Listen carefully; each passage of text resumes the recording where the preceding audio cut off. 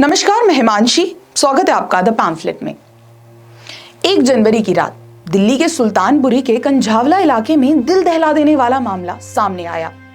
31 दिसंबर की रात पीड़िता अंजलि अपनी दोस्त निधि के साथ 7 बजे के आसपास होटल पहुंचती है, जहां पार्टी करने के बाद 1 बजे के आसपास दोनों घर के लिए निकलती हैं और 3 बजे के आसपास अंजलि का शव 13 किलोमीटर दूर मिलता है।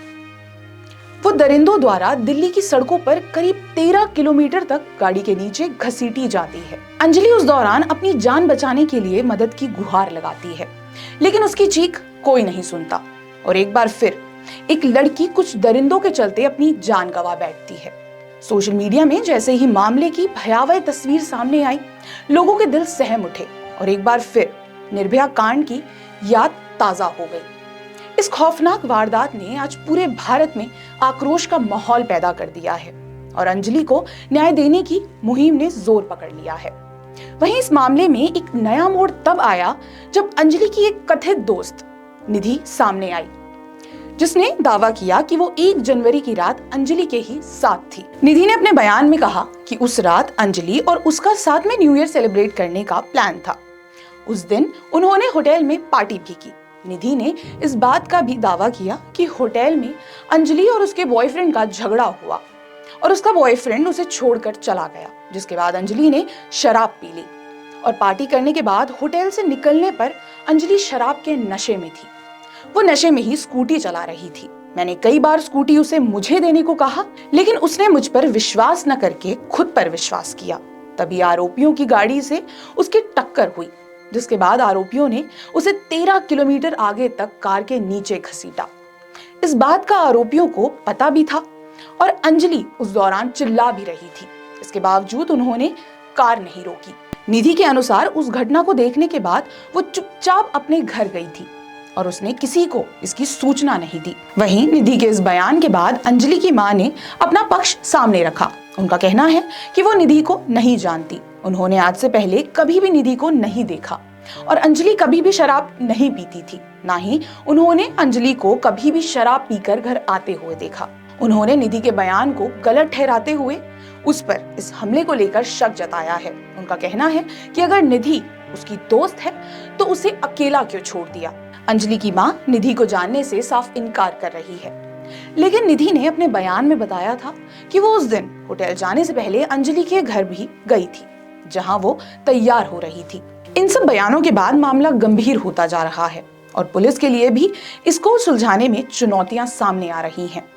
मामले पर 5 जनवरी दिल्ली पुलिस ने एक कॉन्फ्रेंस में इस हत्याकांड की जानकारी दी। पुलिस कमिश्नर सागरप्रीत हुड्डा ने कहा कि मामले पर पहले 5 आरोपियों के नाम सामने आए थे: दीपक खन्ना, अमित खन्ना, कृष्ण, मिथुन और मनोज मित्तल।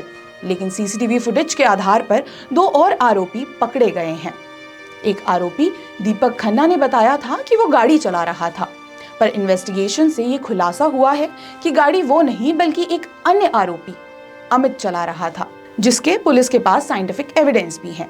इस केस के तमाम पहलू जो निकल रहे हैं, जैसे कि सीसीटीवी फुटेज, उन्हें एग्जामिन किया जा रहा है।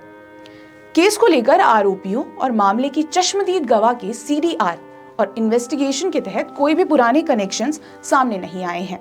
साथ ही उन्होंने अंजलि के पोस्टमार्टम रिपोर्ट्स पर बात करते हुए कहा कि जैसे ही रिपोर्ट सामने आएंगी, मामले पर कड़ी कार्रवाई की जाएगी।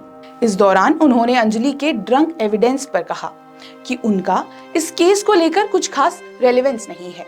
उन्होंने कहा कि पुलिस की 18 टीम इस मामले की तेजी से कार्रवाई कर रही है। वहीं निधि के बयान में अंजलि को ड्रिंक बताने के बाद सोशल मीडिया में कई ट्वीट्स सामने आए। इनमें से एक ट्विटर यूजर कल्पना श्रीवास्तव, जो पेशे से एक वकील हैं, उन्होंने अपने ट्वीट में लिखा, जो लड़कियां ओयो जैसे होटल में शराब पीकर अनजान लड़कों के साथ रात रात अपने घर से गायब रहती हैं और उनके साथ अगर कोई दुर्घटना हो जाए तो मुझे ऐसी लड़कियों से कोई हमदर्दी नहीं। जिसके बाद उनके इस ट्वीट पर लोगों का आक्रोश नजर आया। इस ट्वीट से वो उन लड़कियों को जज कर रही थी जो ड्रिंक करती हैं या रात को घर से बाहर रहती हैं। यहाँ एक बार फिर सवाल खड़ा होता नजर आता है कि क्या लड़कियों को आज भी अपना जीवन जीने के लिए परमिशन की जरूरत है? क्या आज भी लड़कियों को खुद के दम पर जीवन जीने का हक नहीं?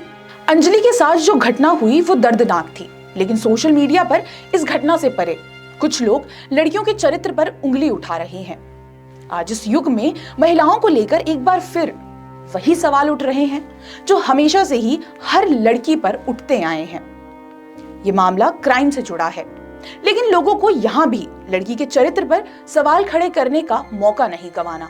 वहीं इन सब ट्वीट्स के बीच दिल्ली महिला आयोग की अध्यक्ष स्वाति मालीवाल का भी एक ट्वीट सामने आया है, जहां वो अंजलि की कथित दोस्त निधि पर सवाल खड़े करती नजर आई। उन्होंने कहा वो चिल्ला रही थी, चीख रही थी और ये जाकर घर सो गई। उसके मरने के 3 दिन बाद सामने आकर ये सिर्फ और सिर्फ उस लड़की को बदनाम कर रही है। आखिर ये कैसी दोस्त थी? तो मैं ये जानना चाहती हूँ कि ये कैसी दोस्त है कि इसकी दोस्त अंजलि गाड़ी के नीचे आ गई, इसके सामने आ गई, चिल्ला रही थी, रो रही थी और ये लड़की वहां से भाग खड़ी होती है और घर में जाके सो जाती है। निधि इस केस की चश्मदीद गवाह है, लेकिन निधि के बयान इस केस को और भी गंभीर बना रहे हैं। मामले को लेकर कई बयान सामने आ रहे हैं। पुलिस की जांच भी जारी है। इंतजार है तो अंजलि के पोस्टमार्टम रिपोर्ट्स का और अंजलि को इंसाफ दिलवाने का। अगर आपको हमारा ये वीडियो पसंद आया हो तो वीडियो को लाइक, कमेंट, शेयर करना ना भूलें और हमारे चैनल द पैम्फलेट को जरूर सब्सक्राइब करें। धन्यवाद।